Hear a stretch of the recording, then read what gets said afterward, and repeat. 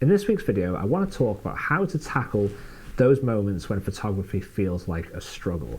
It's inevitable that it will happen to all photographers at some point, and I want to give you 5 useful tips to help you stay motivated. So I'm filming this video on the 2nd of March. It was St. David's Day yesterday here in Wales. St. David is the patron saint of Wales, and for me, it always tends to mark the start of spring. It's definitely a shift in the season.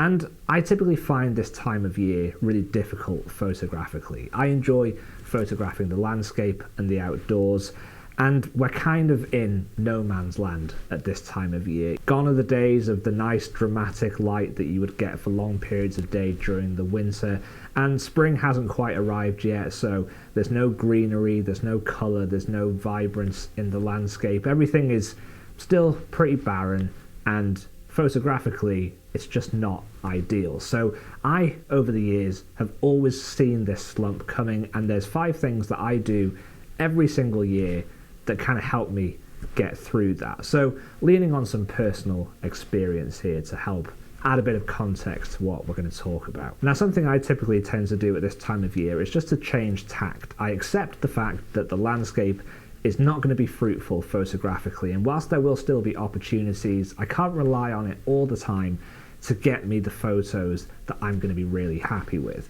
So I typically try to venture into other environments and try different types of photography.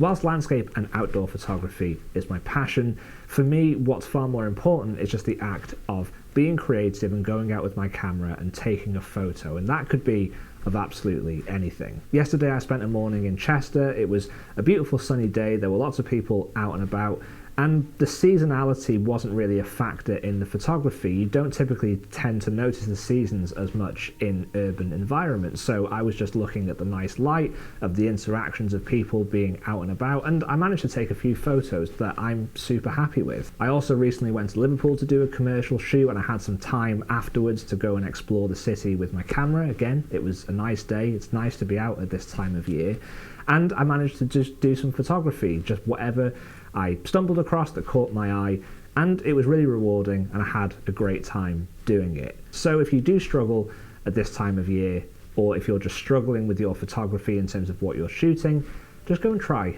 something else. Gaining perspective is so important in photography. As creative people, we tend to live inside our heads all the time, constantly thinking about ideas, evaluating ourselves and what we're doing and what we should be doing. And I think during times when you feel frustrated or you're not feeling motivated by the work that you're creating, if you're in a bit of a slump, then often trying to gain some perspective, I think, is crucial in helping you change your mindset and get yourself out of that creative slump. Quite often these feelings of frustration or burnout or lack of motivation all stem from having a lack of perspective as to where you're actually at with your photography. Now, something I started to do this year was keep a journal. I am a big advocate of getting things from your head onto a piece of paper with a pen, not relying on phones, which, can be problematic because of social media and all the external noise of devices.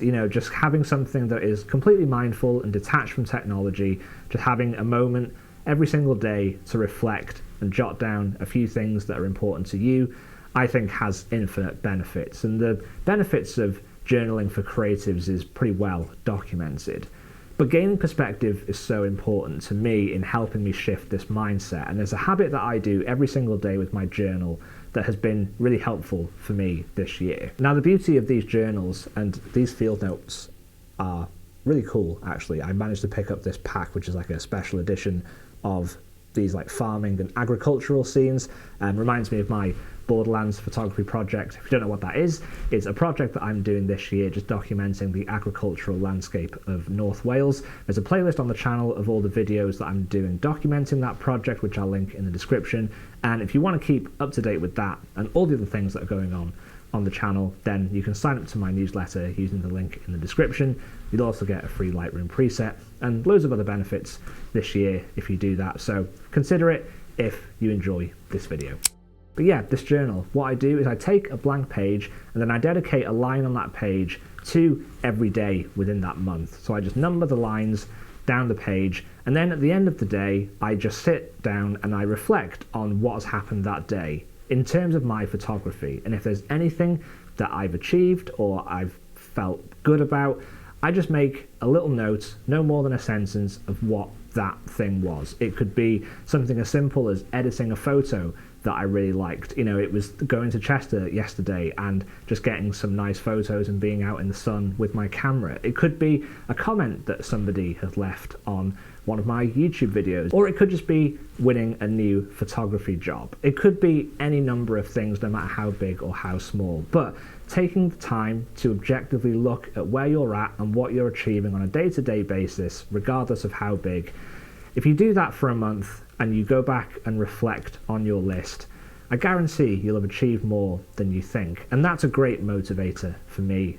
It helps me stay on track. The next thing I want to talk about is how we consume photography, and it stems from the last point about journaling and why I've enjoyed journaling.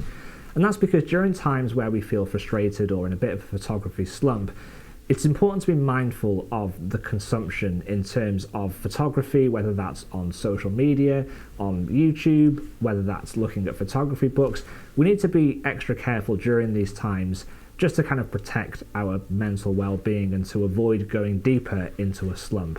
Now, I feel this very acutely at this time of year. If I'm scrolling through social media and I see people in far-flung destinations doing the types of photography that I wish I could be doing, but I can't because of the seasonality of where I live and the availability I have during the day to do photography, which isn't always the kind of best time of day in terms of light and conditions, if I consume too much of that, it can lead me to feeling like I'm missing out. It's that whole FOMO thing.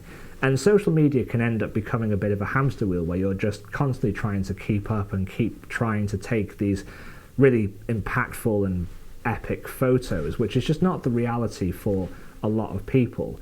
During these times, I typically try to consume less. You know, I will go to doing something like journaling, or I'll try doing something else creatively, and I'll stop bombarding myself with all of the photography that I wish I could be doing. I also take this as an opportunity to plan ahead and think less about what other people are doing and more about what I want to be doing. So I'll be scouting, I'll be going on Google Maps, I'll be exploring, and I'll be thinking about what I want to do next and trying to make some inroads into making that happen. This is what works for me, but on the other hand, you might want to actually consume photography if you are feeling demotivated, because consumption in the right way can actually motivate us to get out and do some photography. But it's just got to be the right type of content that works for you. If I do consume photography content during these periods, I'm often looking for like the antidote to how I'm feeling. So I will be typically watching maybe more videos about street photography or more videos about photography that's kind of like close to home here in the UK, where I might get some ideas that will help me recontextualize sort of how I feel.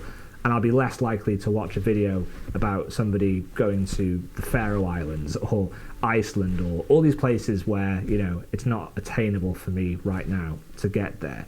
It's just about consuming what's going to make you feel better, not what's going to make you feel more insecure about where you're at as a photographer. Because at the end of the day, these feelings, they pass. The most important thing about any creativity, whether that's art or photography, is that it's completely cyclical.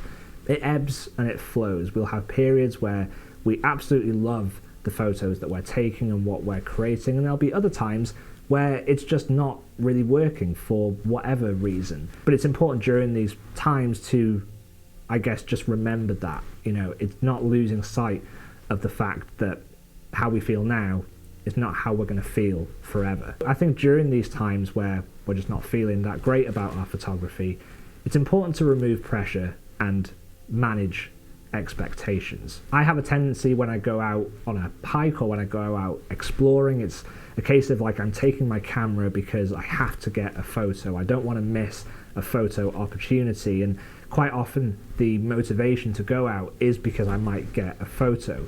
But during these times, you know, I'm still doing the same things. You know, I still love being in the outdoors. I still love exploring the landscape. But it's less about the photos now. It's not a case of just always expecting to get something. You know, I'll always take my camera with me, but I'll make sure to enjoy the process of being out and not have my enjoyment of that activity be hinged on whether I get a photo or not. It's so easy to feel disappointed or discouraged because we do want to get photos. You know, that's why we do photography, is because we have that anticipation of getting a great shot, and we don't know when that shot is going to manifest itself. You know, that's part of the excitement. But during times where things just aren't sort of firing and you're not firing on all cylinders, it's important to just take the pressure off yourself, because you know you will get a good photo again. You know, it's not like you're never going to take another good photo, but you can still enjoy the process. You can still enjoy exploring and making notes of things that catch your eye so you can revisit them in the future. For me, that's still part of the photographic process. You know, that's still me engaging with photography. I might not be taking a photo, but I'm thinking about my future self who will be wanting to take photos and will have opportunity to take photos. But it's just kind of changing the context a little bit. And I find that a lot more rewarding, and it helps me stay motivated, because at least then I'm still getting outside, still getting some fresh air, I'm still exploring and still keeping an eye out for things that, you know, have potential. But I'm not going to fall into the trap of being, I guess, upset that I don't get the photo on that outing.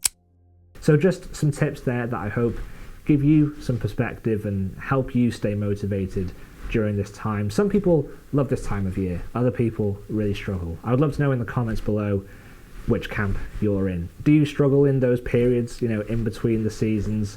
And let me know if any of these tips are things that you implement yourself, and if you have any tips of your own, then I'm sure we would all love to hear them down in the comments. As always, guys, thank you so much for watching. If you enjoyed the video, do give it a thumbs up. Subscribe if you haven't already. And I will see you all next week for another video.